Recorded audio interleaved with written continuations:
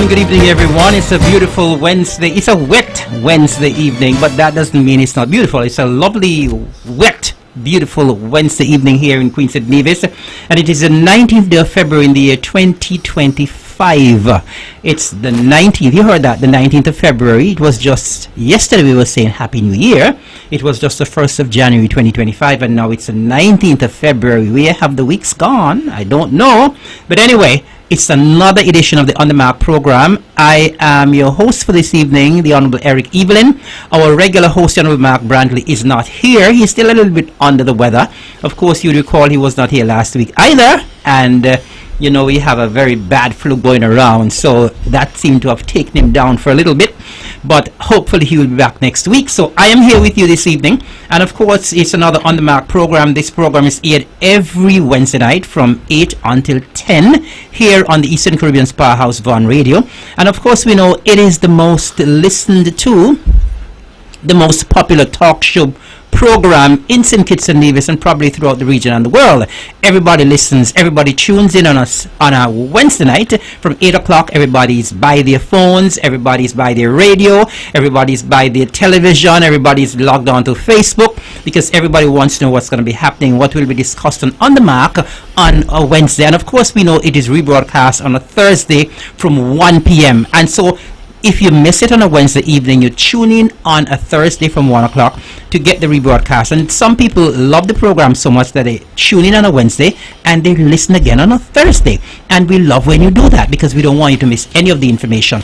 So I want to say goodnight to all of the wonderful people who are tuned in, those who are logged on, those of you who are in tune to the Eastern Caribbean Powerhouse, Vaughan Radio 860 on your AM dial. It's another edition of On the Mark, 2 hours of straight talk, no interruptions from any commercials, and of course we are thankful for all of the people who normally tune in every Wednesday night, make it their business to ensure that they listen to On the Mark.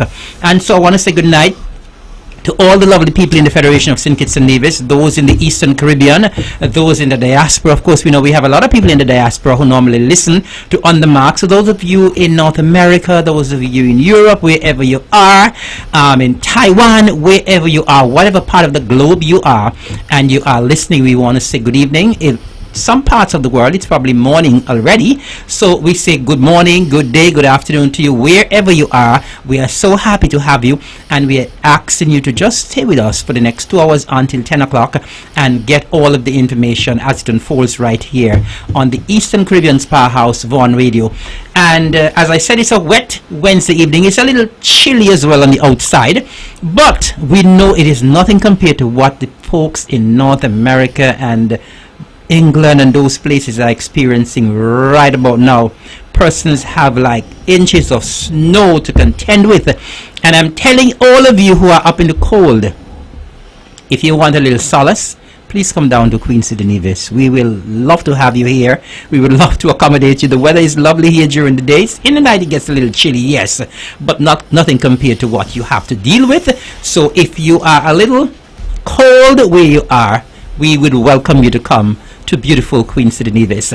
And normally at the beginning, at the top of the show, we normally do some housekeeping matters. I'm gonna put that for a little later, because I have some lovely ladies here with me in the studio tonight. And of course, you know, when I host the program, I love to have company. And so the moment I heard I'm having company tonight, I got all excited. And I'm even more excited when I walked in and I saw these lovely young ladies who are here this evening. They're going to be keeping my company for a little while. And after they leave, then I will go to our house, regular housekeeping matters that we normally do at the top of the show. I'm not going to bore them with all of my housekeeping matters I normally do, so I'm going to leave that until afterwards. And so I want to just welcome these lovely young ladies to the studios of the Eastern Caribbean's Powerhouse. I don't know if any of them have been here before. I don't know if all of them are coming for the first time, but I want to certainly welcome them, and it is certainly good to have you on the Mark. And so I'm going to ask the lovely young ladies who are here to introduce themselves. Good evening to all the listeners. My name is Kalia Huggins Simmons, and I am president of the Nevis Literary and Debating Society. Good night, everyone. My name is Empress Hutton, and I'm the secretary of the Nevis Literary and Debating Society. Good evening, everyone. I am Mavis Paris, teacher at the Charlestown Secondary School and a staff rep for the Literary and Debating Society. And it's so good to have you young ladies here. Maybe I know you ain't so young, but I know you like to play young anyway. So we are happy to have you anyway. I'm sure you're going to feel much younger when you're between these ladies. Maybe it's me and your friends, so you can't do me anything, right? You know, you make a lot of jokes, right? You're as young as you feel, right? Yes. Good. All right. And so we have these three young ladies here, including Mavis, and they're here, of course, from the Literary and Debating Society.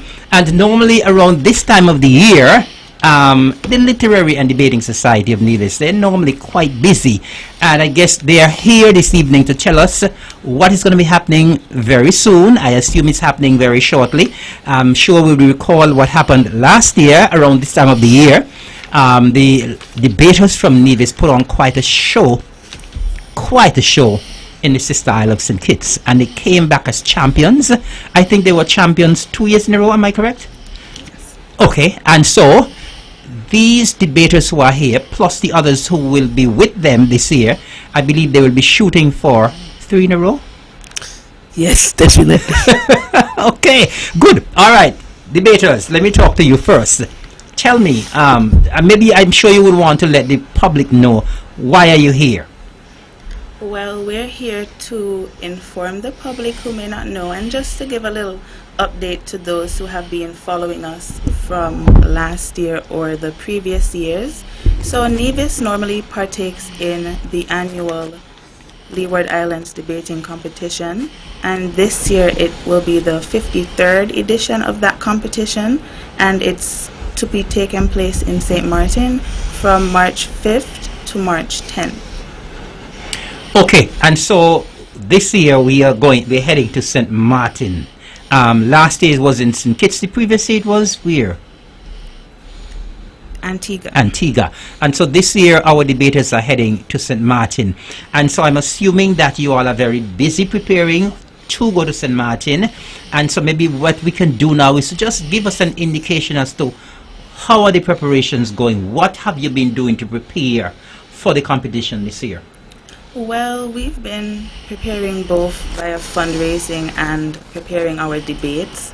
So the fundraising aspect has been going pretty well. We've been fundraising since school opened in September. We have a lot of money to make, but we've been I like that. We have a lot of money to make. Yeah. You're confident you're going to make it. Yes, of course. And for the debate aspect, we got the topics last year, so we've been researching. The team has been researching and practicing the debates, and things are going well. Okay, you just spoke about fundraising. Tell us, what have you been doing in terms of fundraising? You said you have a lot of money to make, which means you have a lot of things to do. So tell us, what are some of the things you are involved in terms of trying to raise some funds? Well, we have our popcorn sales. Now we have been doing them daily. We have a raffle, which will be drawn on March 2nd. You can win up to 5 prizes. The first prize would be a 55-inch smart TV. Second place, third place, and fourth place prizes are music festival tickets for Thursday, Friday, and Saturday night consecutively. And fifth place prize is dinner for 2 at Wally. The raffle tickets cost $25, and you can buy a ticket via any member of LDS who you may know in the community, or by anyone at the Nevis 6-1 College. And I saw these two lovely ladies at the Gingerland Secondary School sports meet last week, Thursday. They came to the announcer's booth, and so I couldn't resist. So I've already bought my tickets for the raffle, and so I'm encouraging other folks out there to purchase your tickets. They're only $25, and it's for a good cause. We like to support our young people here on the island of Nevis, and I'm encouraging all of you out there to support the young people. So you spoke about the popcorn sales. The popcorn sales are happening where, at the school? Yes. And you say that is done on a daily basis. And you say the popcorn sales, you have the raffle. Is there anything else you're doing in terms of fundraising? We have bake sales. We just had one for Valentine's Day. It was quite a success. We had a few other bake sales last term. We hosted a character day dress up last term. And we've of course sent out sponsorship letters to businesses and private persons in the community. And if you're willing to give a sponsor and you're out there listening, we accept all donations. No donation is too small. We're very grateful. And if you would like to give a donation, you can contact Mrs. Carolyn David, Deputy Principal of the Nevis Sixth Form College, or by just going up to the Sixth Form College. That sounds good. And I personally love when students, young people help themselves in terms of the fundraising. And I have to say here as well that the Nevis Island Administration Cabinet, when we met today, we got a request from the debaters, and it's a yes. Thank you. It's a yes. All right. So I just want to say here as well that the Nevis Island Administration, you know, we love to support young people, and we are supporting our debaters. And so Minister Troy Liebert, who is the Minister of Education, he would have brought a submission today to ask for support from the Nevis Island Administration, and the support that was requested was granted. The support that was requested was granted. And so I'm happy to say that the Nevis Island Administration is doing its part in terms of assisting our young debaters in terms of their travel to St. Martin very, very shortly. And I'm hoping that in terms of when you approach persons for the raffle and so on, how has the response been like from persons in terms of the raffles and so on? Well, most persons have been willing to donate or to purchase raffle tickets, and those who do not or are unable to do so, they have said that they will reach out to us at a later date. Many of them have done so, and even if they can't purchase a raffle ticket, they still do leave a contribution. That's fantastic. And as the young lady say, no contribution is too small, irrespective of what it is. Every little bit counts. Now, so that takes care of the fundraising. Fundraising is going pretty well. You spoke about you got the topics and you're preparing. I know you would have had something at the Jessup's Community Center recently. Am I correct? Yes. Tell us a bit about that. So we had our second annual in-house debate. It was at the Jessup's Community Center in November, and it was to prepare the potential debaters, to get them immersed into a debate setting, to let the public see what we have to offer, and as a way to raise funds because we had a bar and other items on sale. Okay, and so you would have done this in terms of preparation for the debate. Anything else have been happening since you would have had that debate, that in-house debate? Do you have other little in-house debates at the school in terms of preparation as well? Not an in-house debate, but we did have a second round of tryouts just to narrow down the numbers of it.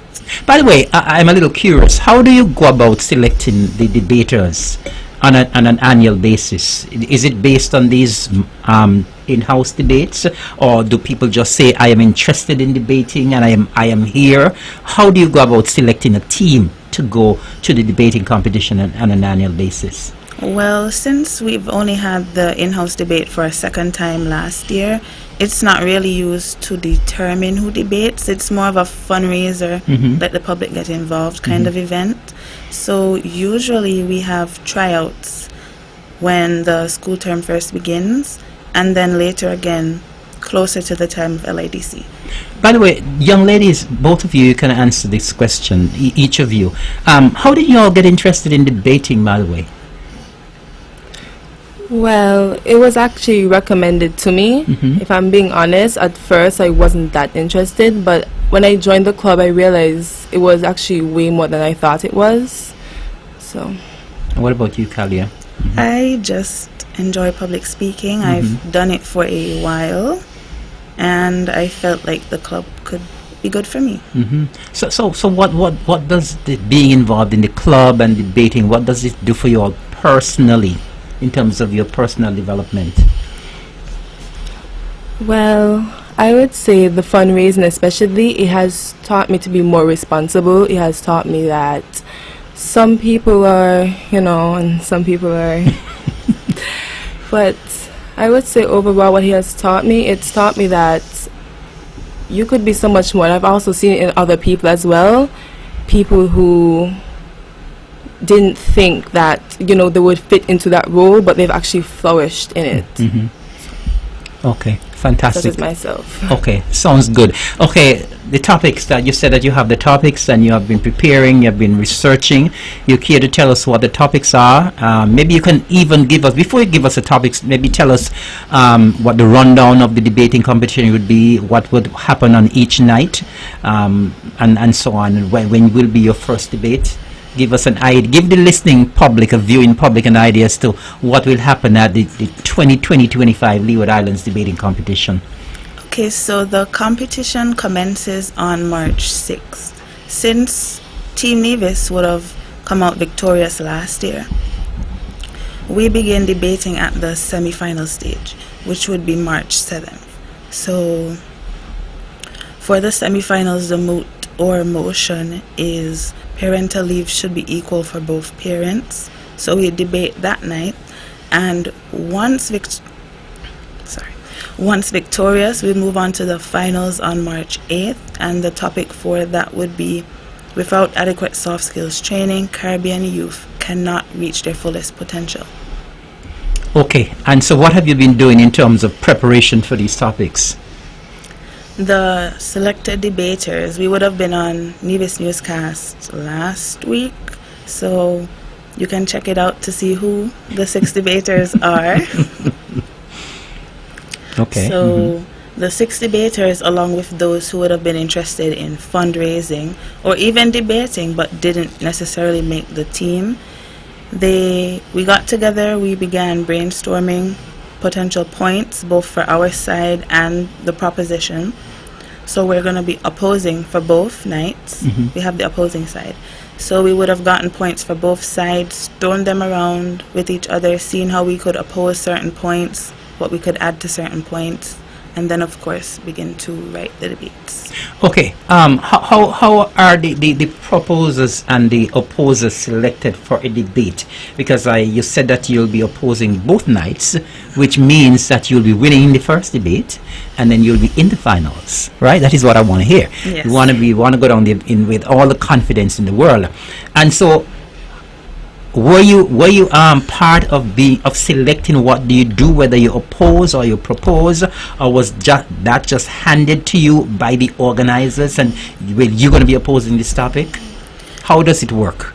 Well, I personally wasn't a part of that process, but it would have been discussed or decided upon during the staff sponsor meeting at the beginning or before the school term. So before LADC or LDS really gets into motion, that would have been decided.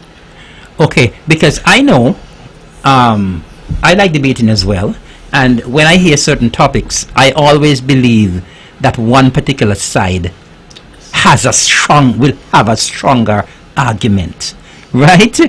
And you're opposing both topics, and as I said, we know that you're going to be going into the finals. Do you believe that you have the stronger part of the argument?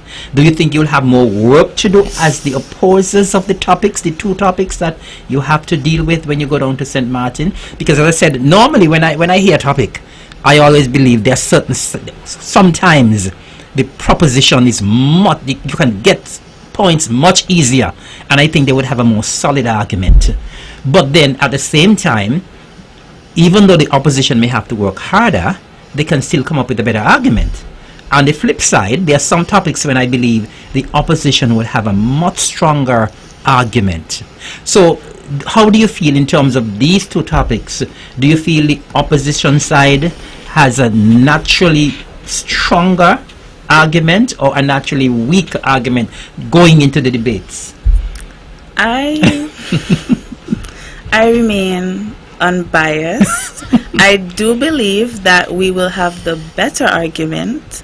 I know some topics are harder to oppose or propose than some, but I feel that once you realize you have the harder topic or the harder side, you work harder, and I feel like when you work harder, you're more likely to win.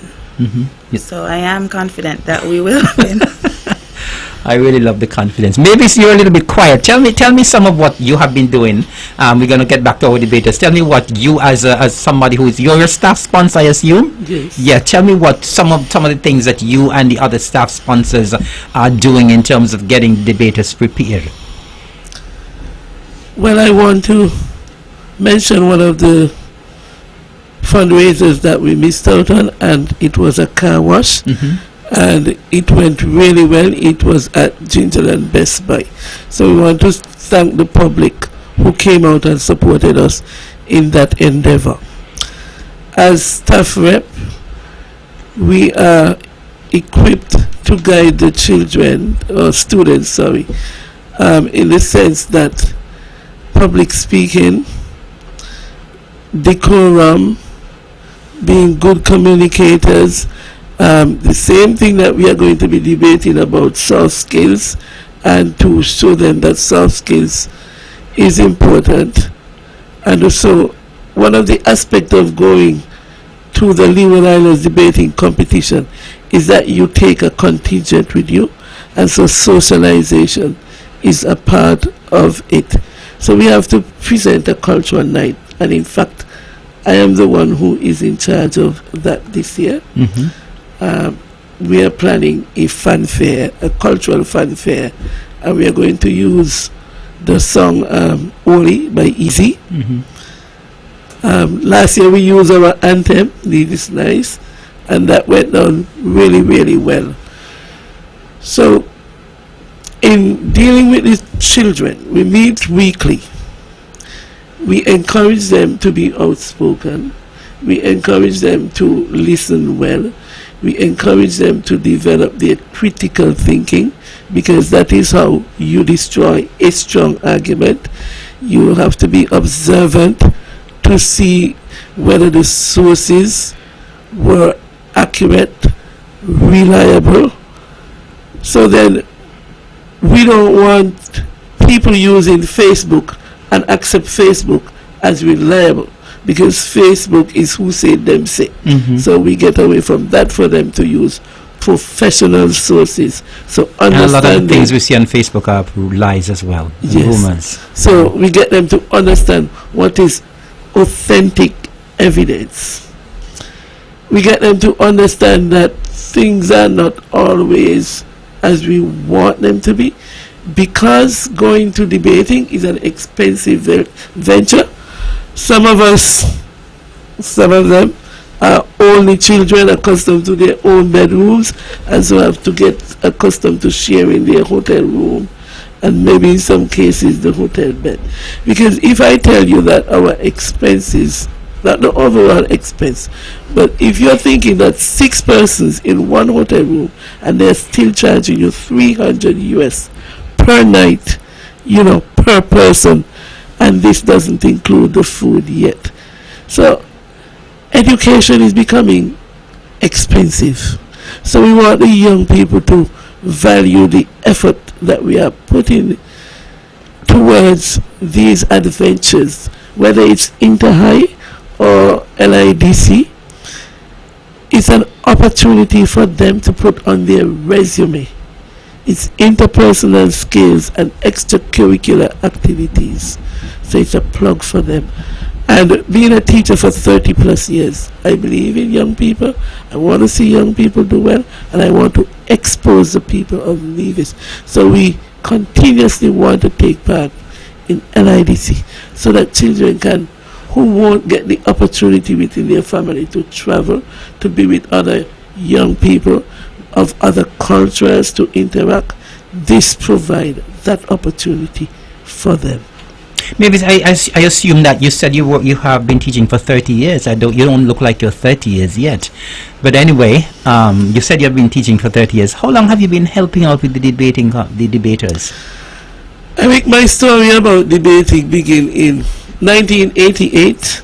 I went to sixth form. Anybody who knows me know that I read every day. Every day I read. And I am an argumentative person. I wanted to be a debater, but I didn't. I wasn't given the opportunity because I had a speech impediment. A speech impediment that got corrected to some degree. I still have it. I work with it. I am who I am. In 1992, 94, 95, when I attended college, Harriston Teachers Training College, and so they realized that I had that impediment and worked with me for it. But I was a phenomenal, and I will say phenomenal again.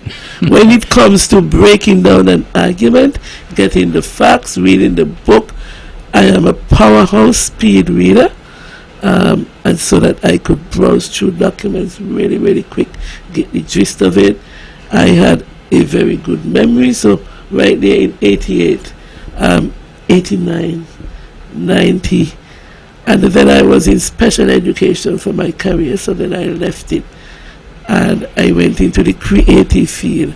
But then again, I feel that when you don't use it, you lose it. I felt that my brain was becoming a trophy.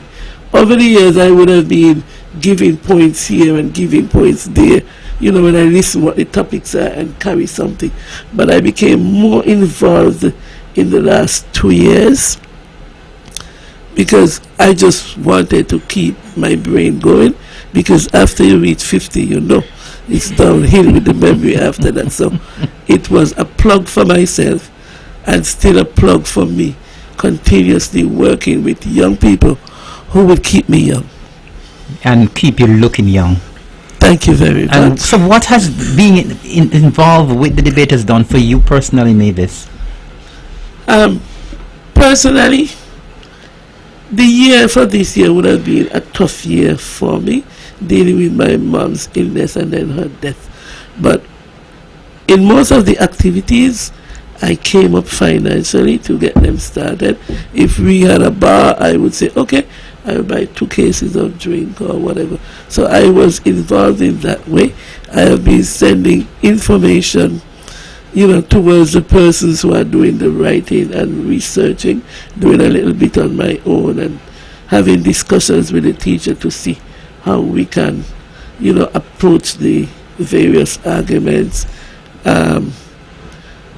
We observe the children and we see what their personalities are while they are presenting, so we can see how we can get the best passionate response, from them operating together as the debating team for whatever night. Well, I like to be in things, and who don't know that don't know Mavis. So cultural night, I am, the one. Well, I like to wine and go down, so I am the one who is in charge of that cultural night and see what we can come up with. We want to run with the concept of a fanfare. We will have jumping clowns, and while we have the fanfare of the jumping clowns, we have some of the other dancers wearing maypole dancers costume, Johnny Walker, masquerade and cakewalk, so that we show them some of our dances while we have to perform for that 5 minutes during the presentation of Oli by Easy. Maybe I'm going to come back to you, but back to our debaters. Young ladies, I know Callie, you said you like to do public speaking and so on. Apart from getting involved in the debates in the school, do you get involved in any other public speaking in terms of in the community and so on? And you as well, Empress? Well, I did enter the 2022 Youth Tourism Congress. Yes, I remember that. I am also a member of the St. Kitts National Youth Parliament Association. I'm a general member, so I'm also engaged in public speaking from that medium. And you read in church? Because we go to the same church. Yes. What about you, Empress? Unlike Kali, I don't engage in public speaking. I believe after the experience with the debaters now, I believe you will do so. Yes. I'm hoping that you will do. Yes, it's allowed me to come up my shell. Fantastic. That sounds absolutely fantastic. Now, going to St. Martin as the defending champions, does that put extra pressure on you and your fellow debaters? Definitely, the standard is really high, a lot of people have said, we better win. Or or nothing, right? But we will win. Okay. But the pressure is definitely there. Mhm. However, I don't think that pressure allows us to feed into fear. I think that pressure is what motivates us to do even better. So the pressure is there, and I like you said that you should not be fearful regardless whether pressure is there or not. And I'm assuming that you're going to be having your supporters going with you, and they're going to of course try to get your confidence level up. They will be there cheering you on. Your staff sponsors will be there cheering you on. And how confident are you all? I know you would have said it at the beginning, but how confident are you that you will go to St. Martin and come out victorious for 2025? On a scale of 1 to 10, 50. I like that. Yes. So you're over the top. You're over the top in terms of confidence. I love that. Mavis, one of the topics that will be discussed at the debating competition, something about soft skills. Remind me what that topic is. I wanted to ask you specifically something about the soft skills. Without adequate soft skills training, Caribbean youth will not achieve their fullest potential. Okay, soft skills. A lot of us as adults are very concerned about soft skills and are very concerned about our young people, our youth these days, and not having soft skills, probably not being taught soft skills at home, probably not being taught soft skills in the schools and so on. And you know, that leads to a lot of antisocial behavior. You know, we've been having a lot of problems with youth these days, and that is why when we see young people who are striving for excellence, like our debaters, that is why we have to try to push them, we have to try to support them. What is your take on the lack of soft skills or the presence of soft skills in our young people today? And you deal with school children every day, and so you must experience that. Are they lacking soft skills? If they are lacking, why? Your opinion. My opinion, my experience, soft skills are highly challenged in our education system. One of it, most important one we see play out, because it is very important for SBA's exam time, is teamwork. You know, the general saying by our ancestors is teamwork make the dream work, and it's very difficult at this moment getting our students to understand that teamwork, you know, make the dream work, and that yes, you would have a team with a weak link, and how to help that weak link. So we are having a problem with that, but within literary and debating society, we are able to bridge that gap somewhat with this society. In the lower school section, you have to, your conflict resolution skills has to come into play as a teacher, you know, to encourage them and talk to them and try to convince them that the more you help somebody, the better you'll do on your exams, not because you participated in that assignment, but because the more you talk about it, is the more you will remember. The more you talk about it, is the more you will see another side of whatever fact you're trying to learn. And so it's like, if you say it once, nothing clicked, your brain didn't turn over. You say it 3 times and you realize you're gone on a tangent and you think about it differently. So it's kind of like putting an apple on a table and asking a student, what do you see in that apple? Most of the times, pedantic thinkers would just say, apple pie, I would eat it. But then, before I would say apple pie and I will eat it, I would probably tell you stove. And you want to know, what would you do with a stove and an apple? You know, not knowing that in order to make the apple pie, it had to go into an oven attached to a stove and things like that. And cinnamon. Why would you put cinnamon with the apple and that kind of stuff? So it's like creating web thinking for from that single object, we have spanned out into different areas of study, whether it be sociology, whether it be science, whether it be mathematics, because we could sell that apple, so that's what we are trying to do with that one, which is teamwork. And next one is communication. And communication is the root of a lot of conflicts too. The English language, we like to say, is a funny language, and it is true.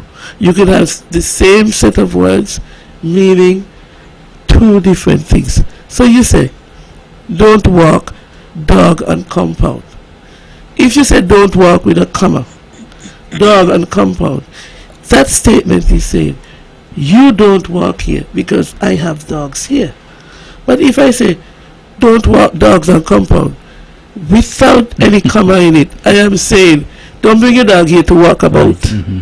So that is the English language. That is the nuances of communication. And also understanding that communication that doesn't come with only words, it comes with body language. Because I could say, I like you and roll my eye. And that means, stop there, I don't like you. So those are the kind of things for that. Adaptability.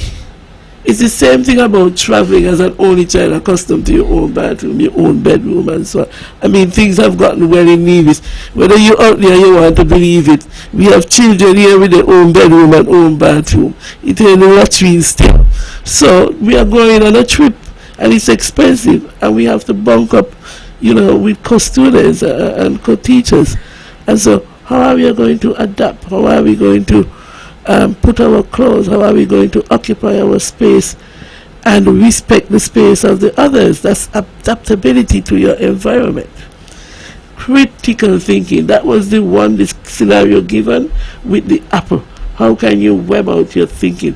How can you walk a mile in the other person's shoes with empathy because you were able to think of a problem in a different way?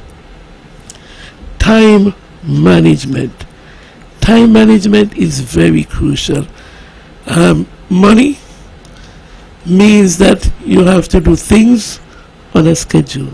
Making money, you gotta beat the iron while it's hot. And if you're not able to stay on task with your, for literary and debating society, your research, if you're not on time with your research, then the persons who have to present these arguments have lost time, become nervous, become stressed, and won't make a good delivery. So in this instance, we see that time is of the essence, and we must be able to manage our time. Our interpersonal skills. What is our position in that link? This team, what purpose do we serve? How are we going to help each other to attain that final goal? How am I going to approach? For me, I know definitely I can be abrasive, I am loud, everybody don't have the same personality, and you need to know when to tone it down, when to bring it up, and when to just get outright real strict and say no, you are not. When to be an autocrat, when to be a diplomat, and so those are your interpersonal skills. You in the interpersonal skills is one particular thing right now I'm concerned about. You just spoke about the way you talk to each other and you dialogue with each other. You said you're going to be bunking up and staying together and so on. I'm always concerned about the way we treat each other as humans. And every time Black History Month comes around, we're in Black History Month now, we are in November, and this is something that, I'm sorry, we are in February. What am I saying? We are in February. And every time Black History Month comes around, we're always talking about Black awareness and Black history and so on. But I'm always very concerned, and students, I believe you should be concerned about this as well.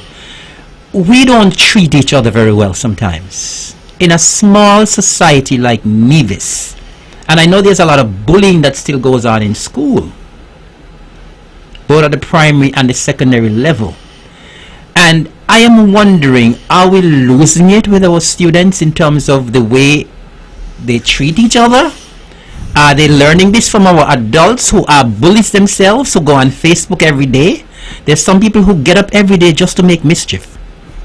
And I am wondering if that is rubbing off on our students, and how is it affecting their work at school? I mean, you all can give your take on this on debaters, because as I said, I'm really concerned about the way we treat each other, and that is one of the soft skills I'm very concerned about, the way we treat each other in this little small 36 island square mile Nevis.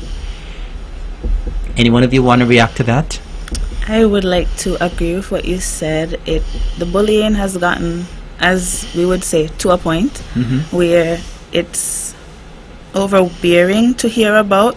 Not at the Nevis Sixth Form, because I don't think I've ever heard of a bullying or a fight or any of those kind of scenarios.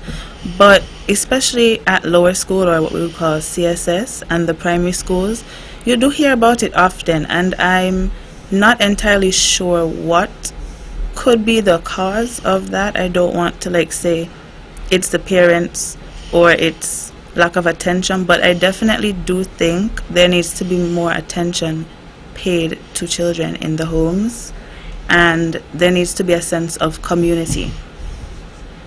I certainly agree with you. I think that we need to get a better understanding of what bullying is, because most of the time they think it's just the physical or the loud verbal of, girl, get out of here, I don't want to see you, you don't belong to this class. It's much more than that. Students are bullied because of their socioeconomic background. Whether they are poor or whether they are considered to have it, they are bullied simply for that. And I think some of the foundation for this is that students don't have a strong belief in themselves. So self-confidence hasn't been built, or in some cases have been eroded, because sometimes we don't treasure whatever little gift that our children can bring to us. He may not be the best reader, the best performer in the class, but he's the one who can cut your grass, and you're not appreciative of that because you want that person to be more than that. We have also, as a society, taught our children to buy pleasure. Not pleasure comes from inside. So right now it's like you're discounted if you don't have an iPhone. When they look at me, teach a big woman like you with a Samsung, I must have an iPhone, and they can't think, why should I not have that iPhone? And I could give them reasons all day, but their sense of self is anchored in those possessions, in but the weaves, the fingernails, the boys with their hairstyles and the way they portray and dress themselves. So these are things that we have to start to work with from the home. How are we going to get it back? Because some of our parents do need it.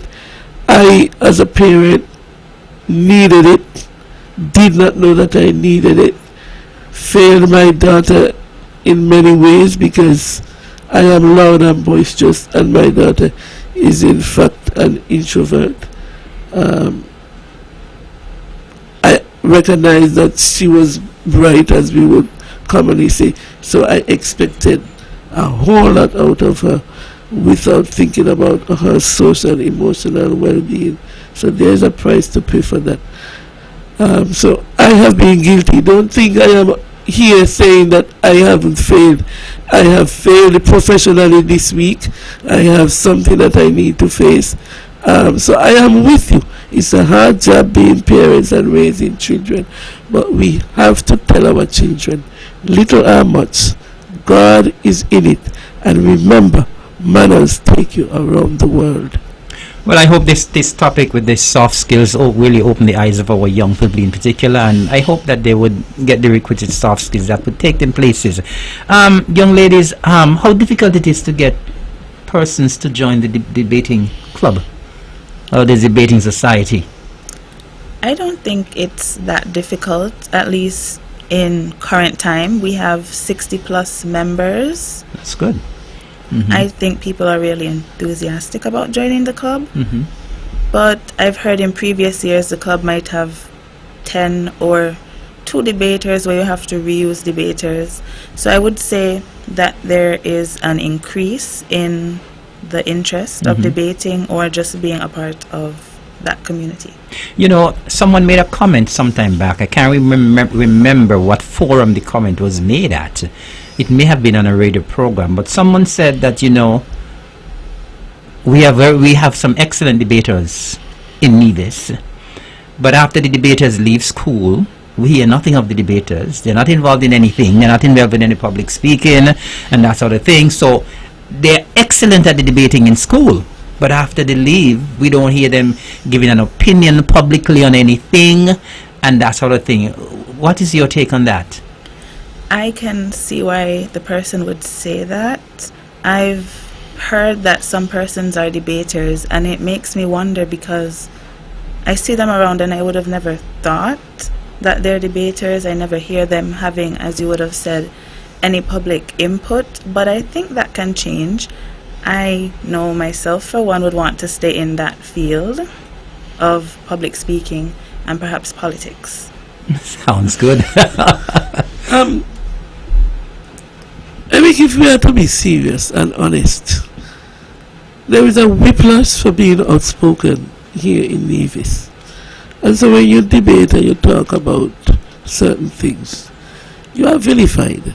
And if you are not strong enough, and like I already said, that our children really lack a sense of self, a self-confidence, that they're not going to willingly put themselves out there. I mean, even the lawyers, you will hear something happen in a region and they can't even come on and on radio or any news source and said, you know, they are discussing so-and-so in the OECS, and I don't think that is a good move because so-and-so.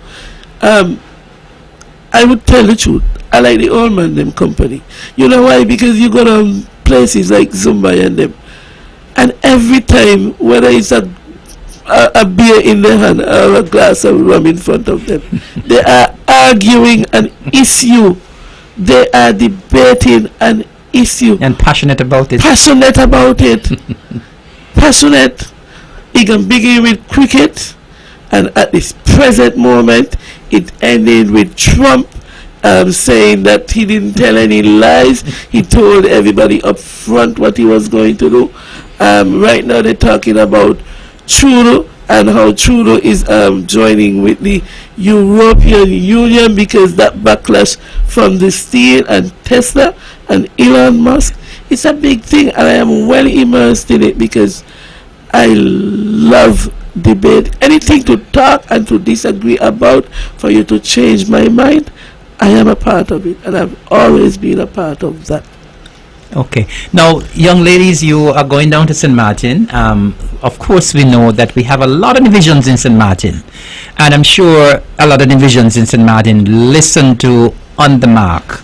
And I'm sure a lot of them are listening this evening.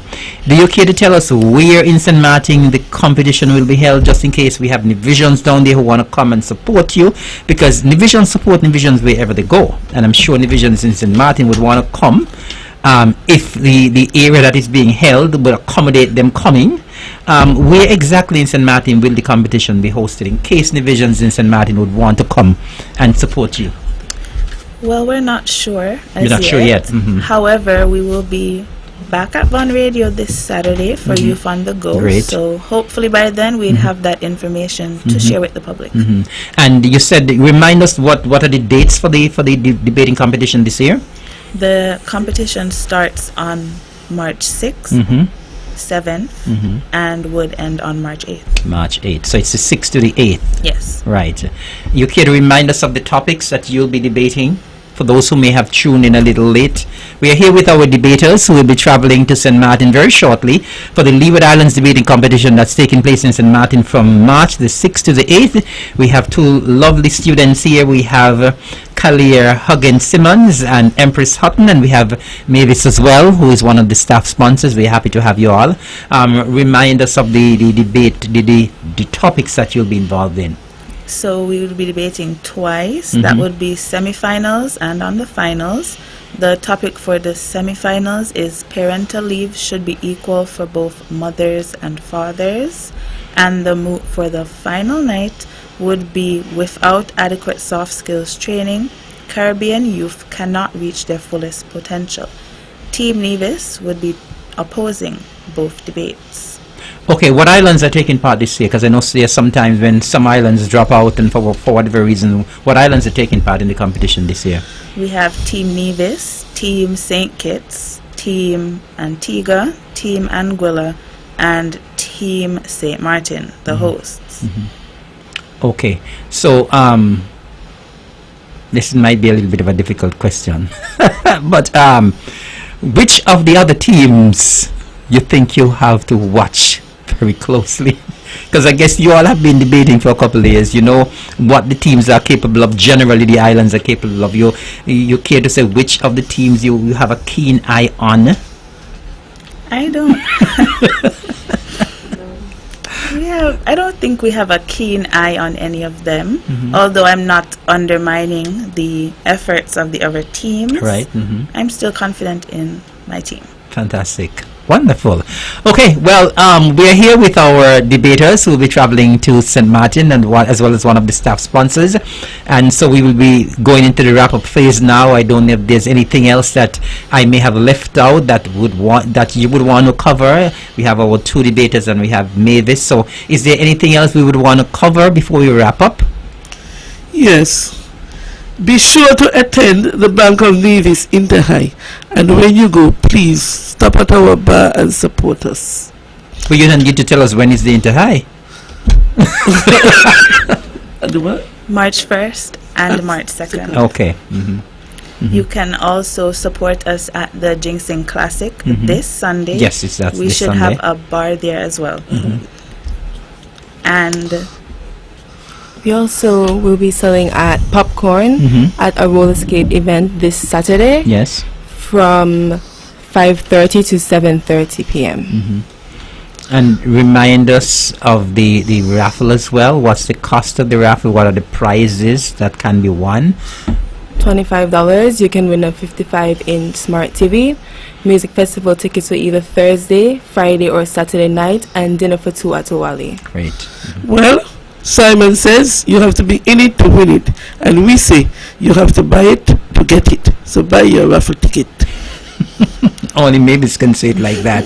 Young ladies, I'll give you some final words. I'm sure you'll want to tell persons to continue to support your fundraising events and to support you in whatever way possible as you travel to St. Martin to defend the Leeward Islands Debating Championships. I'm going to give all of you a chance to give a final word. just before we leave, the Nevis Literary and Debating Society, we would like to thank all of the businesses and persons who would have sponsored us thus far. We would like to thank the Nevis Island Administration. We would like to thank the Music Festival Committee, Owali Beach Resort, and some of our teachers, namely Mrs. Carolyn David, Miss Sherry Ann Walwyn, Mr. Dejano Lieberd, Miss Natasha Huggins Lieberd, Miss Shelley Lieberd, and Miss Tamaya Duport, who are both our staff sponsors, Miss Paula Wallace, Mr. Troy Jeffers, Mr. Dudnoff Saju, Miss Serena Brown, and Miss Cheryl Barrett, Mr. Roger Williams, Miss Utah Trish Taylor, and Miss Renique Leslie, as well as all the members of the group who have been rallying behind us, researching with us, and continuing to support us. Fantastic. Well, I don't really have much to say besides continue to support us, and thank you all to everyone has been supporting, and thank you to all the future supporters as well. Thank you. Mavis. And remember, LIDC is not a school thing, it's a Navy thing. So all of us are on board. Continue to support us. We crave your indulgence. We crave your money. And with God's blessings, we will deliver for you. Team Nevis all the way. Thank you. Well, I also want to say thanks to the young ladies for coming here this evening, for keeping my company for almost an hour. It was a pleasure having you. I enjoyed the dialogue with you. I want to wish you the Leeward Islands Debating, the Nevis Literary and Debating Society, all the very best in the debating competition in St. Martin. I am very confident as well that you will do well, and I want to join with you in encouraging members of the general public to support our debaters. A lot of the times when our young people do bad things, it is all over the news, it makes the headlines, and we say a lot about young people when they do bad things. But when our young people shine and when they try to do things, positive things, we also need to support them, and we need to say that as well. We need to amplify that.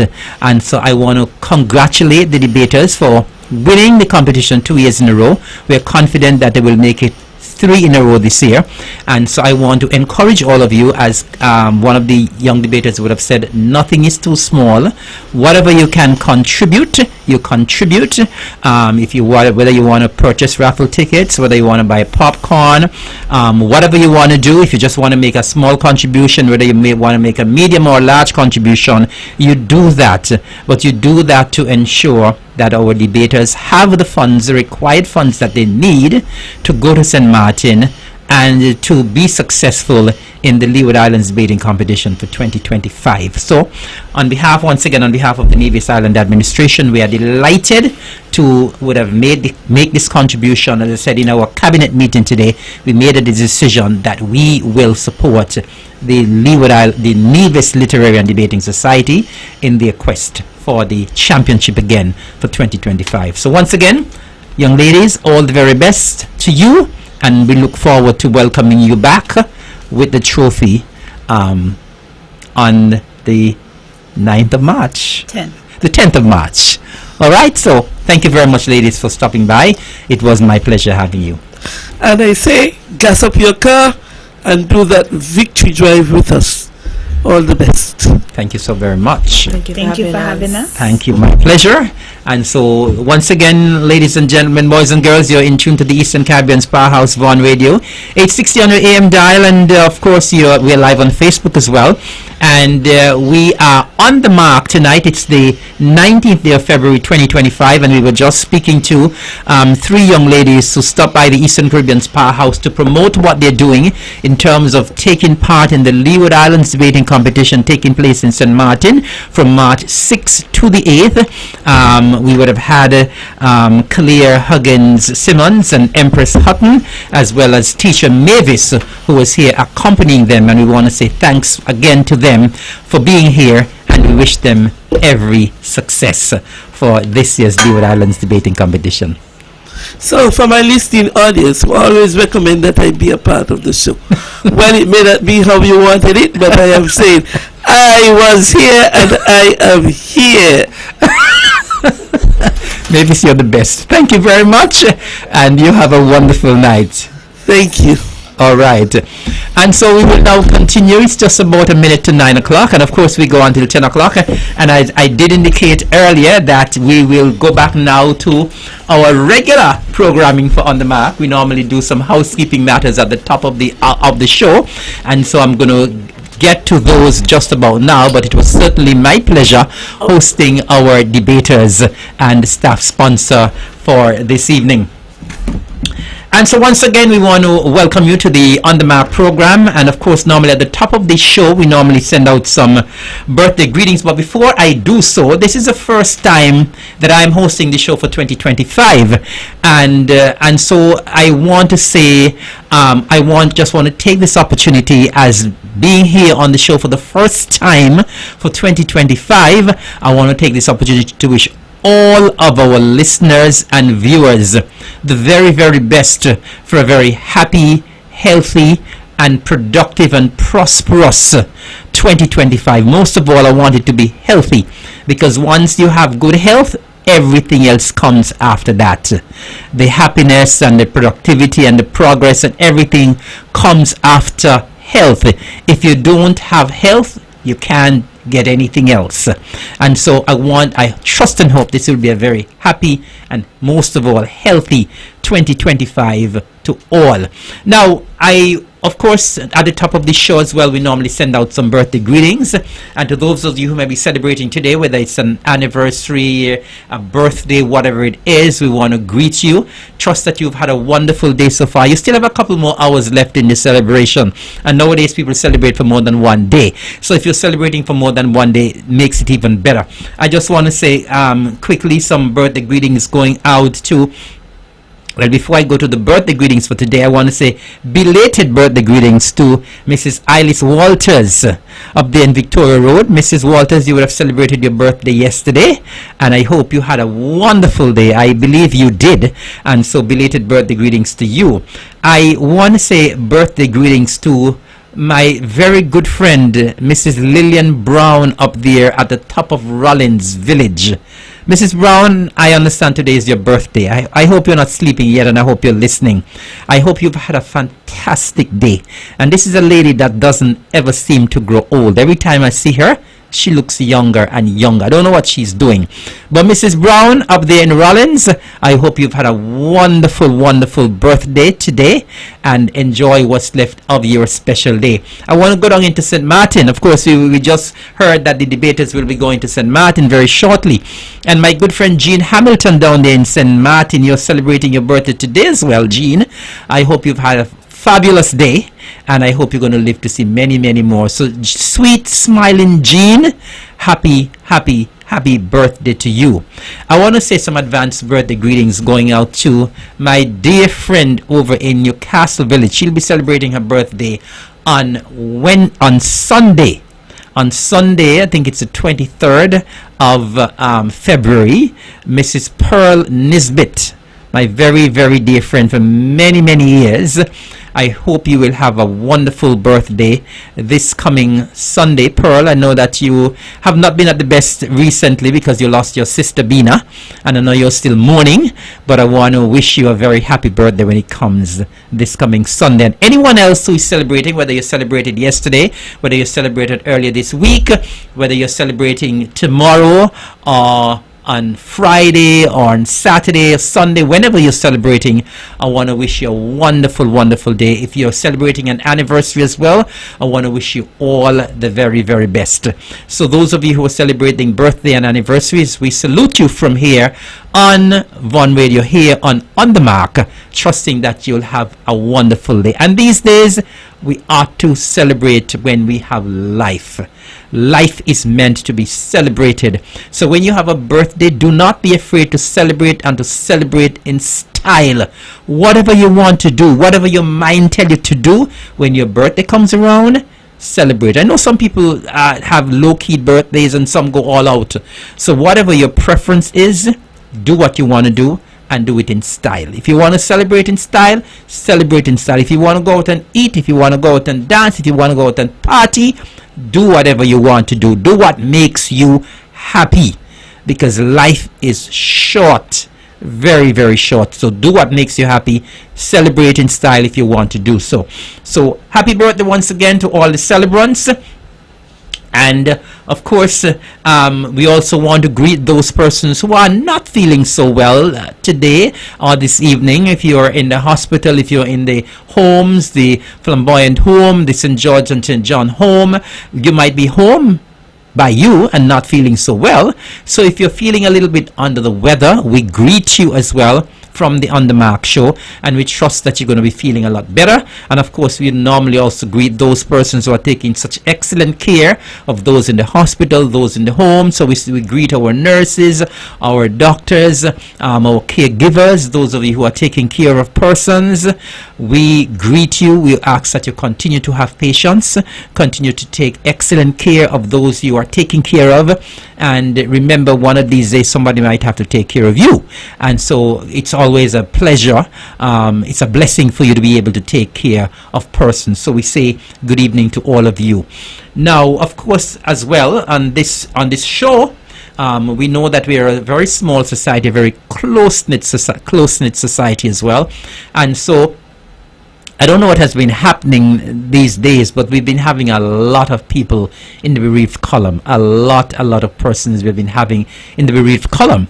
And to those of you who are in the bereaved column, we want to greet you as well. We know it is a very, very difficult time when you're in the bereaved column. So we want to greet you. And so we want to say a special, we want to say condolences to the family of the late Sharon Hamilton. She was laid to rest this afternoon after a service there at the Seventh-day Adventist Church in Gingerland, and we say greetings and condolences to her children, her mom, her sister, her brothers, the extended family, the church family. She was very, very active in the church, and of course the Cicely Brown Integrated School family as well. And we also want to say condolences to, we're going up to Barnes Gut. We know that is a very close-knit community as well, and we would have lost Robert Bitt Clark from there in Barnes Gut, and Bitt was someone who was well loved, well known in Barnes Gut, in the fishing community, someone who was very active in the community in terms of his barbecuing of fish and food preparation and so on. And we would have lost Bitt recently, and we want to say good evening and condolences to his wife, his children, the grandchildren, his mother, siblings, the entire family. And as I said, I know Barnes Gut is a very close-knit community, so all of Barnes Gut will be mourning the loss of Bitt, and Bitt will be laid to rest this coming Friday. The service will be at the St. Thomas's Anglican Church. I think it's at 2 o'clock. And then we have the family of the late, my good friend Fitzroy Warner as well. He will be laid to rest on Saturday after a service at the Wesleyan Holiness Church there in Charlestown. And so the family of the late Fitzroy Warner, I'm sure all of us in Nevis knew Fitzroy and knew him very well. Someone very outspoken, someone who was not afraid to give his side of an argument, his side of a story, and we will certainly miss him. Of course, we know he was very involved in heavy equipment, a very active person in our community. We know he would have been battling with an illness for some time. He fought hard, he fought valiantly, and unfortunately he would have lost the battle a couple of weeks ago. And so we say good evening and condolences to the family of Fitzroy, to his wife, his children, the grandchildren, the siblings, mother, all of the entire family. Also, we would have lost my very good friend as well, Mr. John Atherton, Christian John Atherton. And John, of course, was someone who was my very, very good friend as well. That one would have hit us extremely hard. And so we want to say condolences to the family of John, his wife Mentris, to the children, to the grandchildren, his mother Hilly. Hilly, good night to you. Hope you're doing pretty okay. To his brother Eddie and the rest of the family. I know he was very close to the family there at the courthouse. He was a senior bailiff and someone who was very, very active, extremely active in the church, in the Anglican church there in Charlestown. And John will definitely be missed considerably. And so we want to say condolences to the family. John will be laid to rest next week, Friday the 28th of February. The service will be at the St. Paul's Anglican Church at 11 a.m. The viewing starts, I think, at 9:45. And we should always try as much as possible to support family members. It's not easy. It's difficult to lose a family member. And so we're asking you to go out and support family members when you can do so. We also want to say condolences to the Nisbet family there in Brownhill on the loss of Carlton Nisbet. To Idris and the family, we say condolences to you as well. And this past Monday we would have seen the funeral of George Tumba Stapleton from Cotton Ground, so we say condolences to you as well. And we would have also lost someone who lives in the Virgin Islands, but from Rollins, the sister of Imelda Archibald, the aunt of Joya Walters, and they would have lost their sister Gladys, someone who was very active and was contributed immensely to our church there in Gingerland. And so we say condolences to Imelda and her family, and Joy and the entire family as well. And of course we would have learned recently as well of the passing of Mr. James Brown from Church Ground, and another of my good friends. Some persons would have known him as Johnny Pemberton. Many persons knew him as Johnny Boson. And those of you who may not know who he was someone who was very active in terms of baking bread many years ago. I could recall down in Hanley's-Wood where I live, he used to bring his bread to Hanley's Road. Bread were baked in church ground, but we in Hanley's-Wood loved the bread that was baked there in church ground, and so the bread were a regular staple there in Hanley's Road. And so I want to say condolences to his wife, Deacon Petronella Hanley Brown, and to the children, to the grandchildren, and all who are left to mourn his loss. We say condolences to you. And this one really hit me very hard this afternoon. It's very difficult from this afternoon. I can't catch myself just yet. I have a cousin who passed away in St. Kitts suddenly today, a cousin who was very close to me. And actually I got the news when I was at the funeral of Sharon Hamilton right there at the church there, the Seventh-day Adventist Church. And so while I was there at a funeral, I got the news of my cousin's sudden death.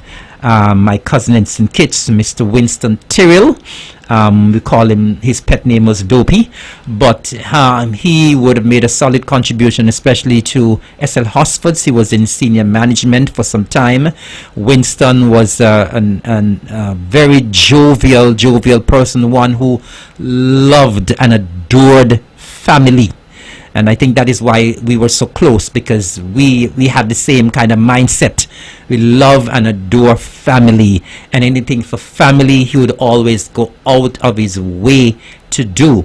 And so when I got that call this afternoon, I mean, like, I was at the funeral and I saw one of his brothers. He called 3 times and I said, something has to be wrong. And then the sister called and I said, I have to answer this call, even though I was at the funeral. I said, something has to be wrong.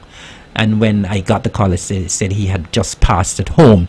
And so he will be missed. He will be sorely missed by his family and friends. He was a wonderful person. I want to say condolences to his wife and his children. I know they are grieving the loss right now. They are very broken at this time. To the wife and the children, we are here with you. To the siblings, Willie and Patsy and Glendora and Candle and Sowin and the entire family. It's a big family, and I'm sure some of you who are listening in St. Kitts may not know that we were related, but yes, and we are closely related too. My grandmother and his mother were sisters. That is how closely we were related. And as I said, Winston was he was a gem of an individual.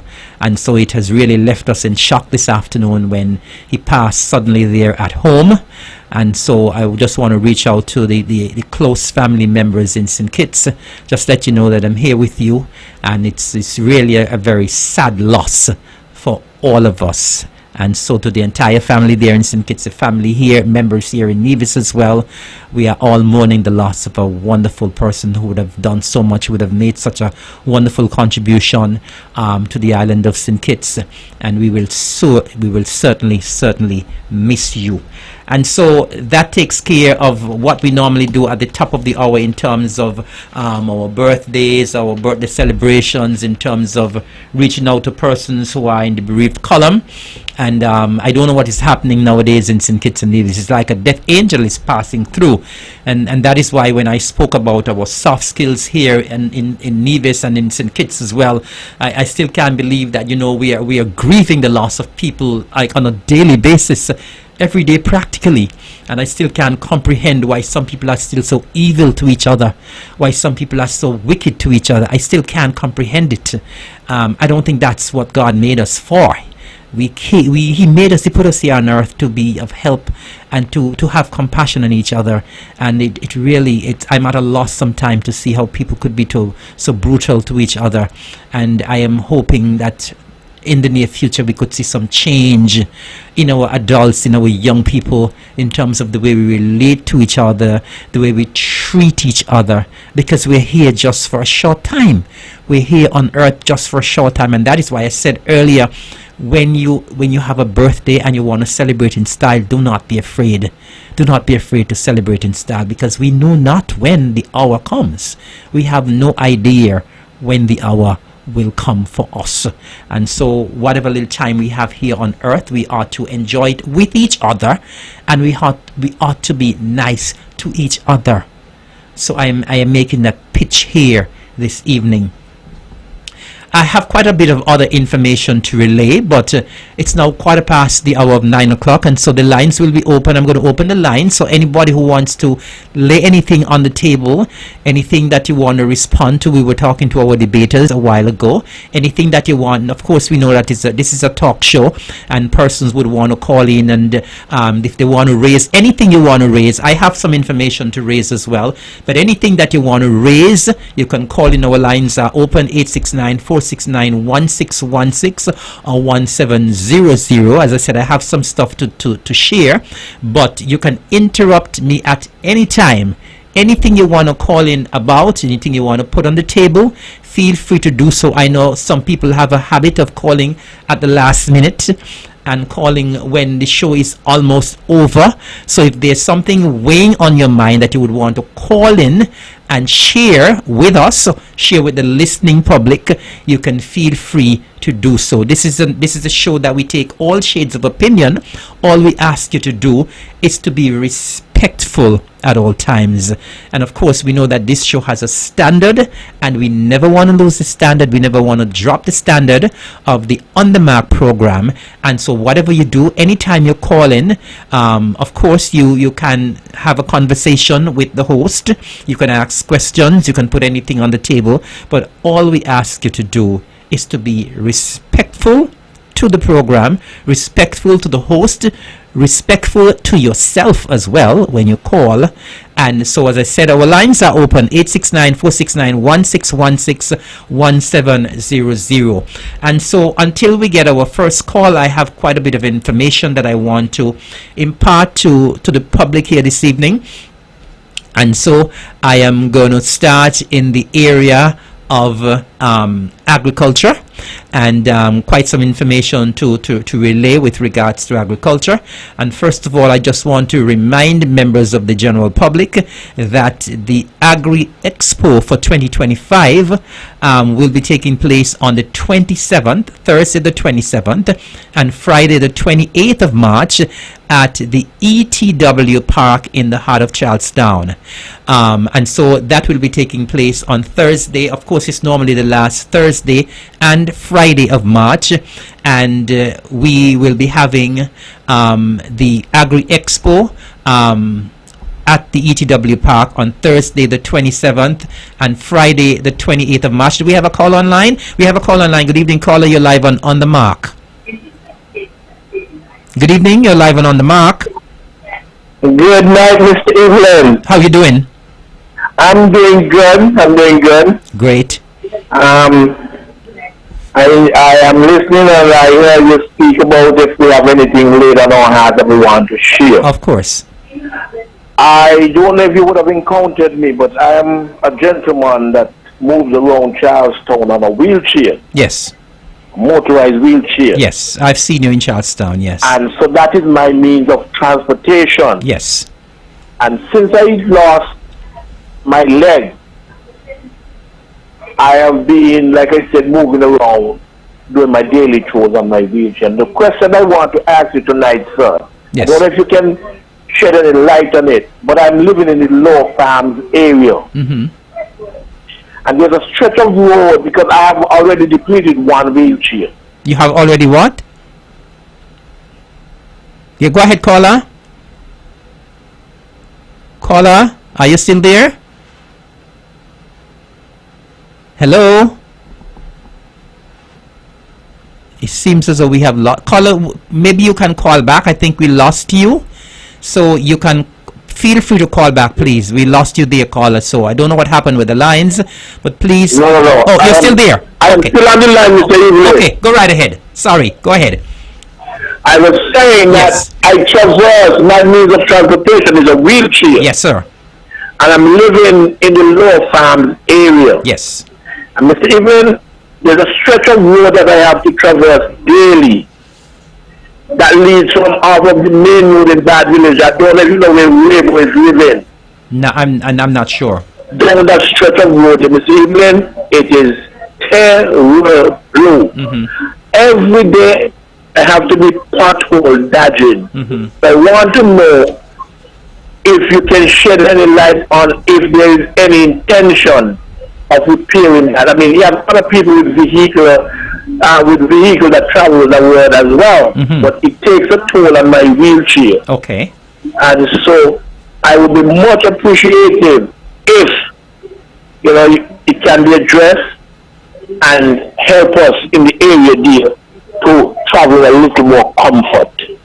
Okay, sir, prior to making this call this evening, did you ever make any call to anyone else in government, in public works to try to get that sorted out? I spoke to the Premier Yes. about it, and of late, like I said, I did a video and I posted the video to the Premier and also to Mr. Brand. Okay.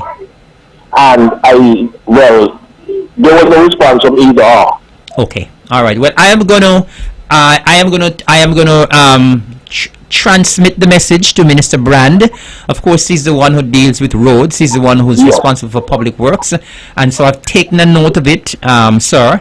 And so I'm going to relay the message to Minister Brand. If he's listening, I believe he would have heard you. If he's not, I'm going to take the message to Minister Brand. And so you said it's in Law Farms, and I believe Minister Brand would probably know where you're talking about. Okay.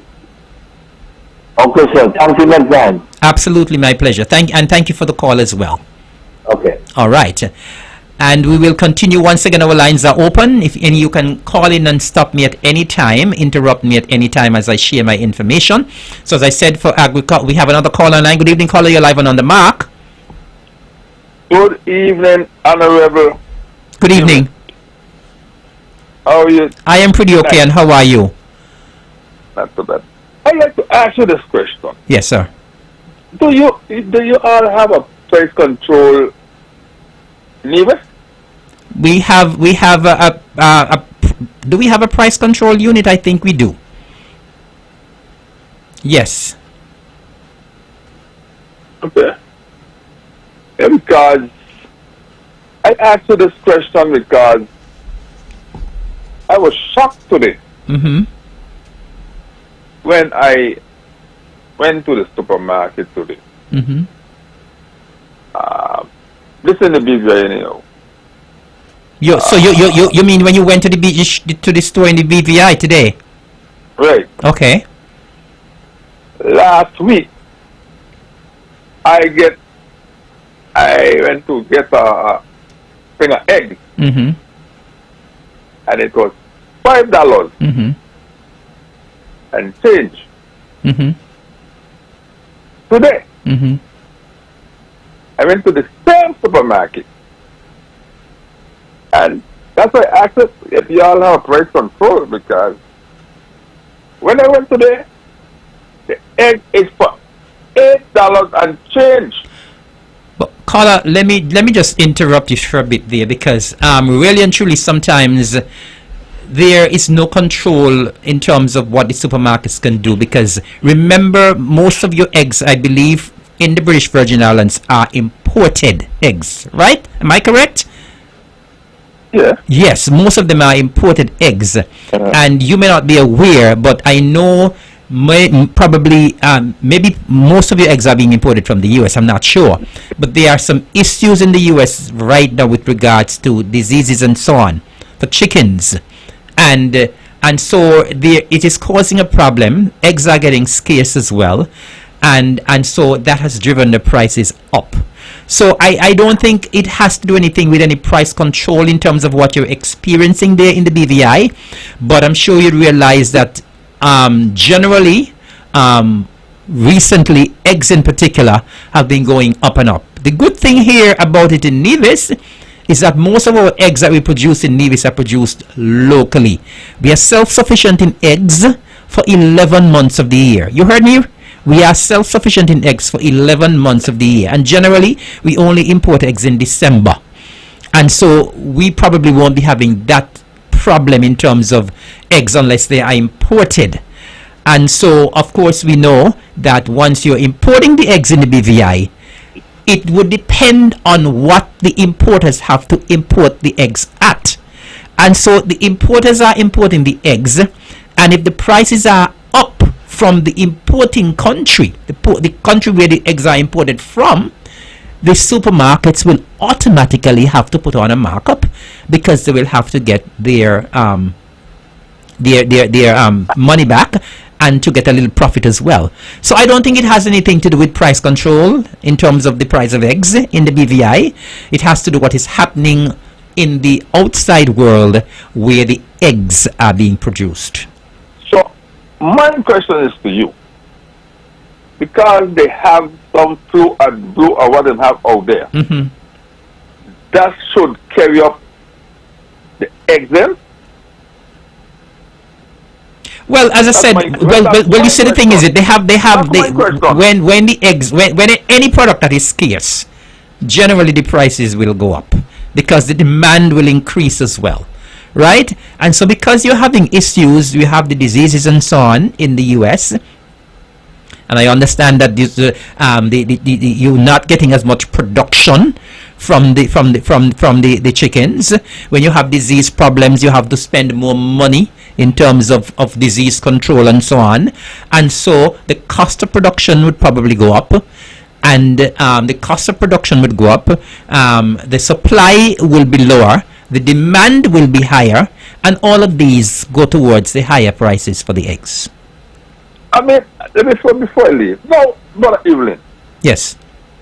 I don't think I is satisfactory with the way you tell me, because I don't think... Do your research. Listen, I don't think, because they have this problem out there, you should have a control that these people can't come and step up them sales and no, but if they're buying it at an increased price, they cannot sell it for the lower price that they sold it for last week.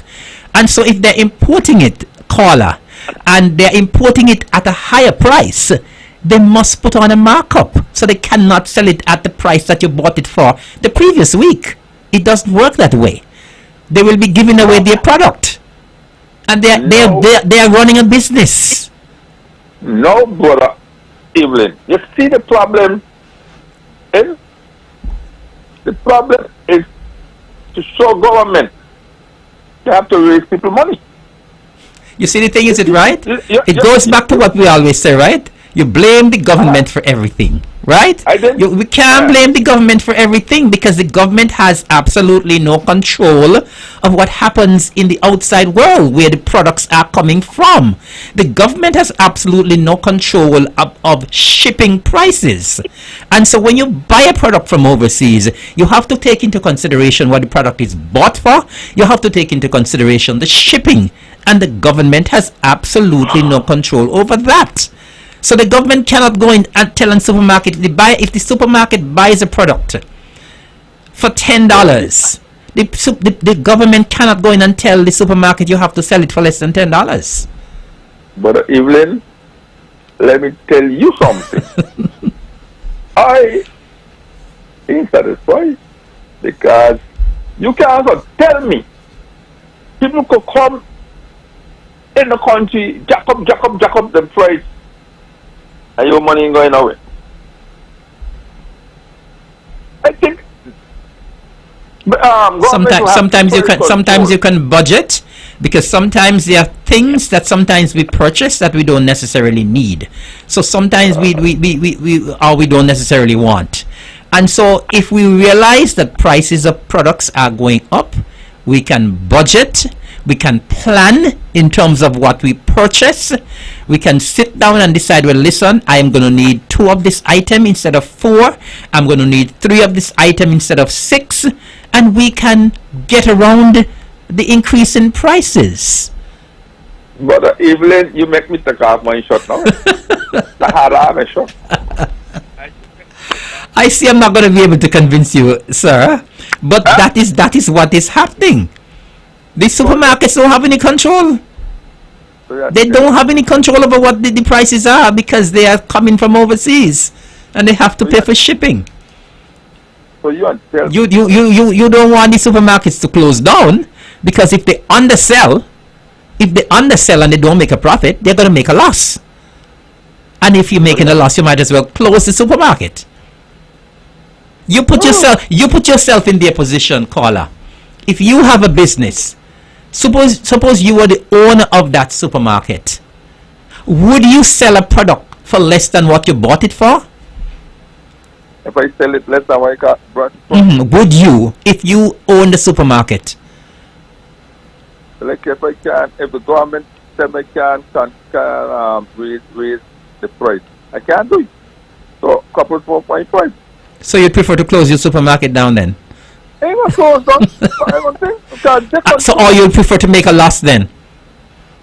Well, once I see I'm making nothing, then I make noise. You see why I'm making noise? That's why price control deals with a lot of things with these supermarkets, brother Evelyn. Sorry to check up and find somebody on come in and call. But I think it needs price control, brother. Man, find somebody from Nevis to send down some eggs for you, eh? Brother Evelyn, You hear? Find somebody from Nevis to send down some eggs for you to the BVI. You'll get them cheap up here. brother Evelyn, before I come out of it, you know what I can do? I got order 2 special food. They're going to be 2 special food. Where they're going to work automatic. I like that. So Because they're gonna lay 2 eggs per day. not 2 eggs. I can get them program. When one tired, I put the other one to work. Okay. And the egg don't be cheap, but brother Evelyn, come on, man. Anything is possible these days, eh? With AI, I guess. It's really, really, really disgusting that the price control. I mean, they could come in and do anything in the country. They could put up anything and you ball the hand from your hand and do anything, bro, Evelyn. I ain't like that. All right, sir. Let somebody call in and let me ask. Okay, good. But remember, I tell you, let somebody send on some Nevis eggs for you. Okay. I was up some bag right now. Okay, sir. I was up some bag. All right. You should have taken down a case of eggs with you. All right. Next time you come, you do that. Thank you very much, caller. And once again, our lines remain open in case you want to call in. But let me get back to what I was in the information that I was giving in terms of agriculture. Our Agri Expo will be on the 27th and the 28th of March at the EGW Park. The theme for this year, a new era, leveraging technology for sustainable and inclusive agriculture. And I can tell you that registration remains open. In terms of the registration fees, food vendors $300, ornamentals $175, cosmetics $175, craft $150, and registration remains open until Friday, March the 14th. And as I would have been saying all along when I speak about the Agri Expo, we don't want you to wait until the last minute to register. Do not wait until after the 14th of March to register or to call the minister and say, Lord, they ain't taking me. Please register before the 14th of March. Okay? And of course, we'll be looking forward to seeing everybody out. And of course, we know what reputation the Agri Expo has. And of course, we're going to be living up to that expectation this year. In terms of agriculture as well, I have a notice here. Before I go to that notice, we have another call online. Good evening, caller. You're live and on the mark. Good evening, Mr. Evelyn. How are you doing? I'm not doing badly. I would like to announce Nevis Blind Light and Visually Impaired Society concert Yes. next Sunday. The first Sunday in March, Yes. 2nd of March. Yes. It will be at the Wesleyan Holiness Church in Gingerland at 4 p.m. Yes. Cost $15. So we are looking forward to the general public with their continued support. Bring along your children. Your children in high school, you could give us a little $5. Primary school children, they can just come in without cost. Because we're trying to raise funds for our children with their scholarships. And so, please support us. Mr. Evelyn, I'm looking forward to having you. I always support you. I always support you, right? Yeah, you support what we have. So please come along and support us next week Sunday, not this one. and it will be at 4 p.m. at the Wesleyan Holiness Church, Buckfield. Yes. Not Hanley Road, Buckfield. So please, come on down, come on up. Even But across. you know everybody called the whole down there Hanley's Road, so you Because so I will spoil them to that. Let me tell you something. I was so pleased with a little girl, 6 years old, and it was on the show there with Mr. Herbert at Christmas time there. Mm-hmm. And he asked her sex and age and so. And he said, where do you live? She said, Hanley Road, Estate. Because she realized, and she answered like that. Mm-hmm. Because she realized she don't live Hanley Road, she live Hanley Estate. Mm-hmm. I wish I been a holy child is anyway. Mm-hmm. I would like to give you even a little $50 to start a savings or put on a savings. Okay. Very pleased with her. So Wonderful. Mr. Evelyn, Yes. I'll get the things straight for the young children, then somebody teaching her right. Okay. Good. So have a good night and please support as usual. Thank you. If you could announce it again before you leave. Thank Yes. you. Thank you. Have a good night as Yeah, you well. too. Yeah, Take bye. care. All right. Thank you very much for calling. And once again, our lines remain open, 86946. We go back to the lines. Good evening, caller. You're live and on the mark. Good evening. How are you doing? I'm great. How you do? I am trying to be as great as you. Man, you're better than me. Anyhow, we thank God, yeah. But, Yes, sir. I feel I listened to your explanation, right, to the previous caller, the one before the last one, right? Yes. And I understand what you're saying, but I still understand that the caller have a point. Mm-hmm. Because what the caller is trying to say is not so much necessarily that he don't think that the price should go up. Mm-hmm. But he's saying that the government, via consumer affairs, understand what is the average salary of the average person in the country. Mm-hmm. And as such, when things like these happen, here's where consumer affairs should come into play and do their proper analysis and come up with what is a reasonable price that the supplier can make something, but at the same time that you're not killing the consumer, because remember the two has to work together. Of course.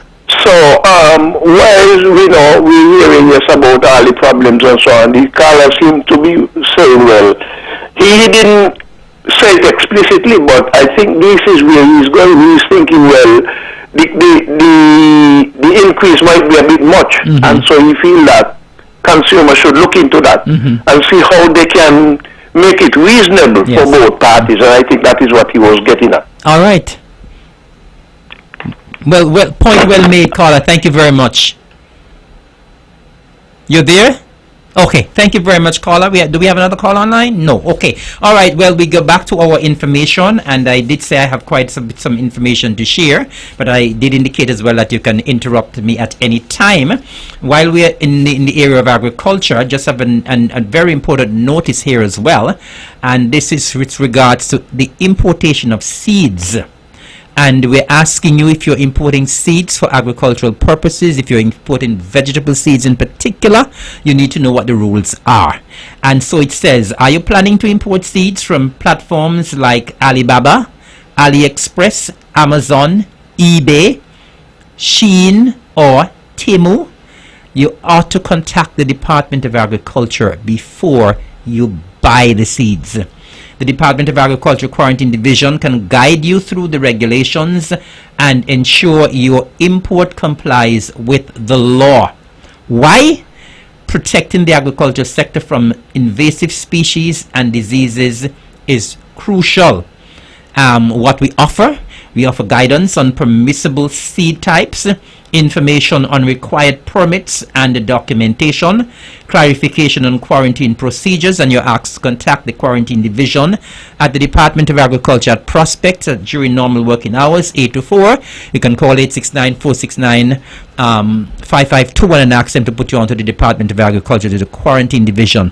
And I just want to say as well that it's very important that you obey the rules and the regulations, because a lot of the times persons Sometimes they travel, they go to a hardware store, they just pick up some seeds, they just pick up some chemical, and it goes to for chemicals as well.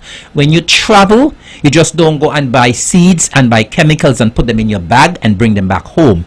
Or you just don't go and order seeds, because some of these seeds can actually carry diseases, and that is one of the ways sometimes diseases spread from country to country. And so some of these seeds are what we call, they are not certified. And so when you go to a hardware store in the US or wherever you go, Puerto Rico, the Virgin Islands, you just don't go and pick up seeds and put them in your bag, or pick up seeds and send them.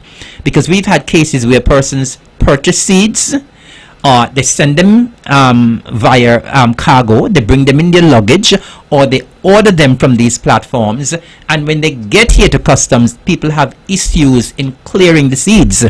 And so we are telling you, before you order any seeds, before you purchase any seeds, you ought to get permission from the Department of Agriculture. We have a caller online. Good evening, caller. You're live and on the mark.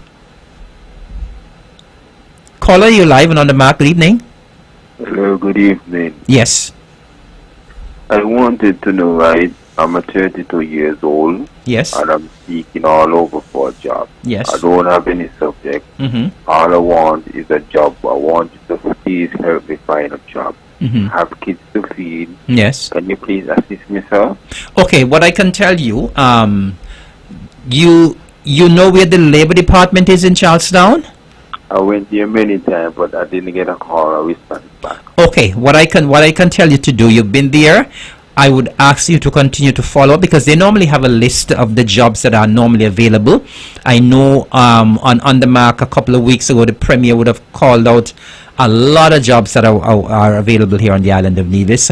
So what I would encourage you to do is to continue to make the call to Labor Department, continue to visit, and apart from doing that, you can also visit business places in town, out of town, because sometimes you never know, you may pop in at the right time.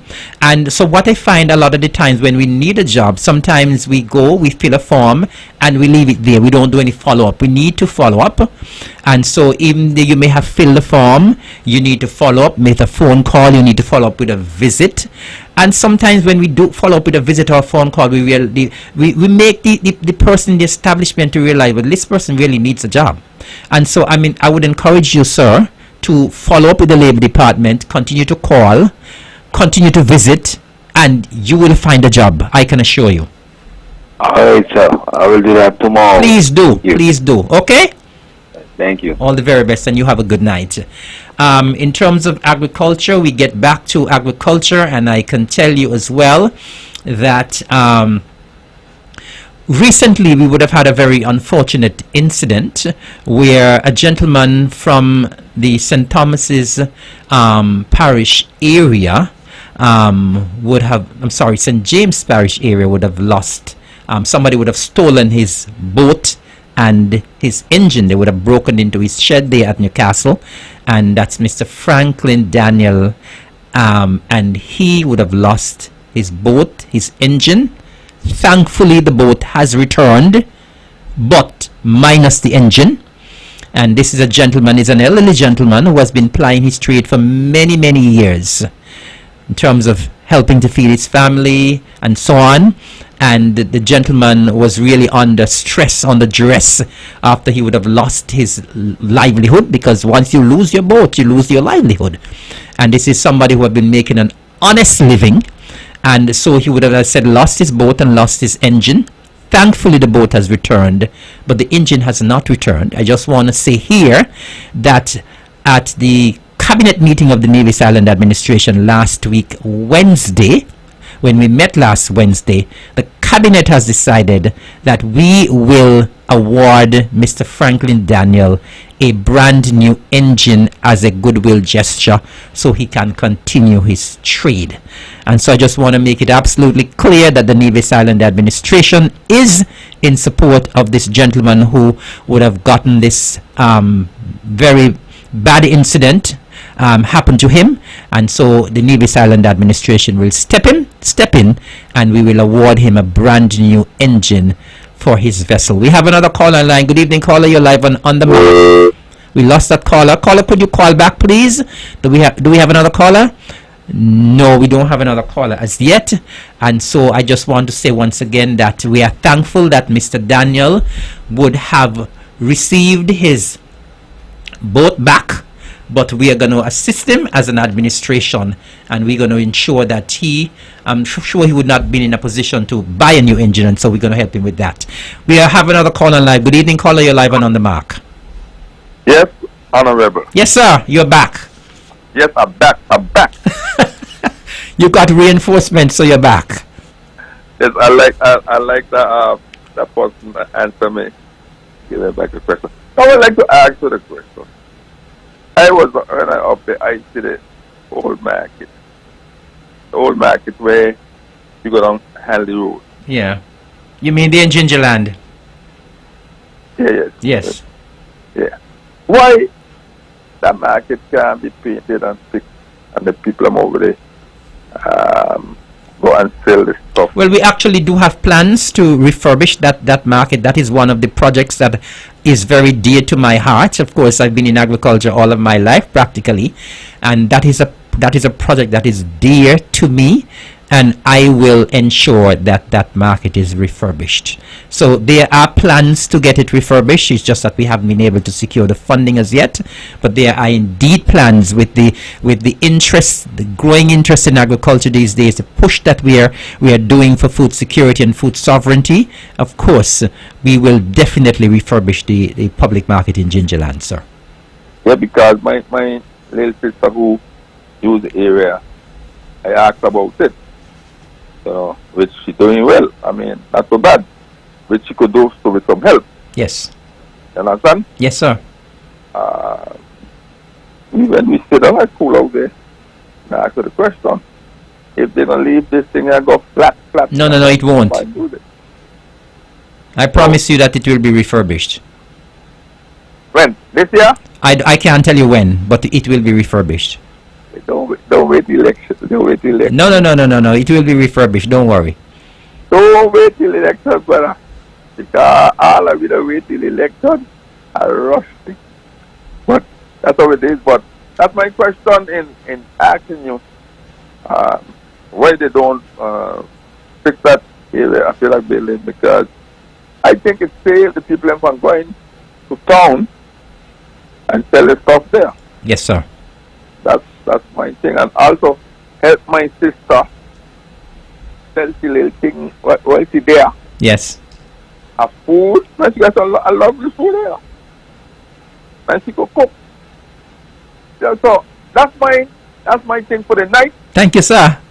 Glad for picking up and answering me. Yes, sir. At all time. All right. Always a pleasure to hear from you. You have a good night. All right, brother. Okay. All right.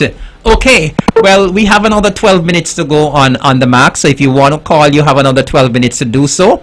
But in the meantime, I just want to share some other information. And this time we're going to switch to Culturama. And guess what? I have the news that, well, before I do that, let me take this call. Good evening. You're live on the mark. Hello. Good evening. You're live on the mark. Yeah, Eric, is me again. Yes. A gentleman called a while ago and was talking about he need a job. Yes. I like to try to see whether I could help young people. Good. One of the things that he can do, and not only him, but any young person now, whoever it is, but especially young people, yes, who is unemployed and would like to be gainfully employed, one of the things they can do, because I have done this myself, is to seek out people, business persons, especially people who have certain skills, like plumbing, electrical, masonry, carpentry, joinery, things like those. And talk to them and see whether they would, they can be attached to their company. Yes. And give them some training. It might be for just a minimal fee, salary or whatever. But try to get some training as well, because people are looking for people with a certain level of skills. And so that would be helpful. Meanwhile, you're still looking around, but try to get some training in whatever it is, so that you're more marketable. Yes, sir. When I travel abroad, I know I travel to the Virgin Islands. I don't have green card or nothing. And I spoke to a gentleman because it was kind of hard to find work. I didn't have anybody to help me. And I approached a contractor and I told him, look, I can do something. I can do this, I can do that. But if you just let me come and work, even if you don't pay me, I don't mind. I'll just come and work for a while and let you see what I can do. Yes. And he employed me, and by the second day he realized that I could have done many things. This is slightly different, but it's still the same idea. Yes. You approach people and you let them know that you really want to work. And if you don't have a skill, ask them to give you some training and it would help. You know, and this goes for any young person, because many young people are saying that they don't have any work. But this is one of the avenues that they can take as well. Good night. Thank you very much, sir. Excellent advice as usual from that caller, a regular caller to the On The Mark show. And so as I was saying a while ago, I'm going to switch gears now. I'm going to go to Culturama, and I have some news to share with you. And we have a slogan. We have the winning slogan for Culturama 2025, Culturama 51. Of course, we will recall that last year was a milestone. Last year was Culturama 50, and it was a hit. And so we would have opened for the persons to sending their slogans, and we now have a winner. And the winning slogan, the slogan that will be used to market Culturama this year, is as follows: Nivision Pride, second to none, Culturama 51. Let me repeat that. Our slogan for Culturama 2025 is Nivision Pride, second to none, Culturama 51. And that slogan was submitted by Miss Onisha Hunt. And so we want to say heartiest congratulations to Onisha Hunt for winning the Culturama slogan contest for 2025. We had 105 entries this year, and out of the 105, it would have narrowed down to Miss Onisha Hunt, Nivision Pride, second to none, Culturama 51. And so it means that we now have our slogan, and we are ready to push forward with Culturama 51. I want to make the pitch here now as well to say that registration remains open for the Miss Culture Queen pageant. I am very pleased to announce that we already have our full quota of contestants for the Miss Culture swimwear and the full quota of participants for the Mr. Cool. As a matter of fact, for this year we had 10 entries for the Mr. Cool, and we had 8 entries for the Miss Swimwear, and we'll have to narrow those down to 5 and 5.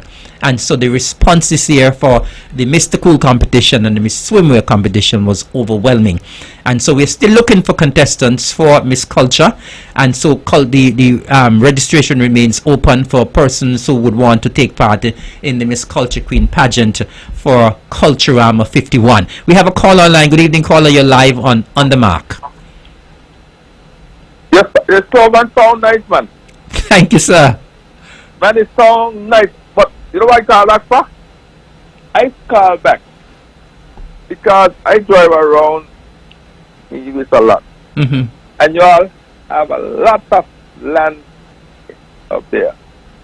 My thing is, Evelyn, why can't I get somebody with some money and build a house track in the US? I think you all will do well up there. I know you would have raised this point on The Mark before, and I can tell you that I believe something will be coming. That's all I'm going to say. Because you always get people coming from St. Croix, Satola, and you always, your plane will get cut back Keep heart, caller. Okay, that's all I'm gonna tell you. Keep heart. Okay. And sing the please. Okay. Yes. All right. Thank you very much once again. And so we are back with Culturama, and so we are saying registration remains open for the Miss Culture Queen pageant. And we also want to let people know that, especially our private promoters, that if you're interested in putting on any fringe events for Culturama 2025, Culturama 51, you ought to write to the Culturama Secretariat as soon as possible, so that at least when we are putting the calendar of events together, that your event can be part of Culturama 51. And so persons who are organizing fringe events, we are asking you please to write a letter to the Culturama Secretariat indicating your interest in having a fringe event. Because of course the Culturama Committee absolutely cannot host all of the events on any Culturama calendar. And so we're always willing to collaborate and partner with private promoters who are willing to hold fringe events. And while I'm talking about that, I also want to indicate to persons who are having fringe events that you cannot use the Culturama logo without first getting permission from the Culturama Secretariat. Let me repeat that. If you're having an event, if you're a private promoter and you're having an event, you're having a fringe event, you should not use the Culturama logo on your poster, on your ticket, or in any merchandise unless you first seek the permission from the Culturama Secretariat. I want at this time as well to encourage our sponsors once again to come on board. We did have a lot of sponsors coming on board last year for Culturama 50, and so we encourage our sponsors to once again come on board with us. We cannot do it without you. Culturama is a very expensive venture, and we are always very happy when we have our sponsors. And so those of you who sponsored last year, we are looking forward to you coming back on board with us as sponsors again for 2025. I also want to say here that I know last year for Culturama 50, we had thousands of persons coming home, so thousands of nationals in the diaspora, some who have been here for many years, who made it their business to come home for Culturama 50. Of course, we made it a big deal. And even though Culturama 50 is behind us, Culturama every year should be a big deal. And so those of you who came for Culturama 50, we are looking forward to you coming back for Culturama 51. Those of you who didn't come for Culturama 50 and you heard the good news, you heard how excellent Culturama 50 was, I'm sure your appetite would be whet and you would want to be here to join us here on the island of Nevis. Of course, it's the Caribbean's greatest summer lime, and we're looking forward to our nationals returning home again in their numbers for Culturama 51. We're very pleased with what took place for Culturama 50 in terms of your response, and so we are looking forward to seeing you back again for Culturama 51. We're running out of time, and so before I go, I just want to say once again, we want to say what the winning slogan for Culturama 51 is, and the slogan is Vision Pride, second to none, Culturama 51. And that was submitted by Miss Onisha Hunt. So we say congratulations to Miss Onisha Hunt. And of course, Miss Hunt, you'll be getting your prizes at the beginning of Culturama. I think it's normally $500 plus a plaque, plus 2 complimentary tickets to all Culturama shows. So congratulations to you. Once again, we want to remind you that registration remains open for the Miss Culture Queen pageant. And so if you're out there and you're listening and you're interested in becoming one of the contestants for Miss Culture, we are asking you to come forward. We want to thank all those who called, and of course we want to thank our guests who were here earlier this evening. We had 3 persons. We had 2 young ladies from the Nevis Literary and Debating Society, as well as a staff sponsor. They were here telling us about their plans to take part in the Leeward Islands debating competition taking place in St. Martin from the 6th to the 8th, taking place in St. Martin, the 6th to the 8th of March. Once again, we want to wish our debaters every success, and we ask you to continue to support them in their fundraising efforts. In terms of sports, tomorrow we go to the flats. We head to the flats from 12:30 or 1 tomorrow for the EPPS sports meet happening there at the Flats. Please join us at the Flats tomorrow. And of course, you go on out and support all of the other schools as they host their sports events. This is certainly sports time, and it was indeed my pleasure hosting On The Mark for this evening. We want to thank you for joining us, and of course we remind you that the rebroadcast is tomorrow at 1 o'clock, and so if you listen tonight, you can listen again tomorrow. Those who didn't get a chance to listen tonight, we know they'll be tuning in tomorrow at 1 o'clock. We want to thank you for joining us. Thank you, good evening, and God bless.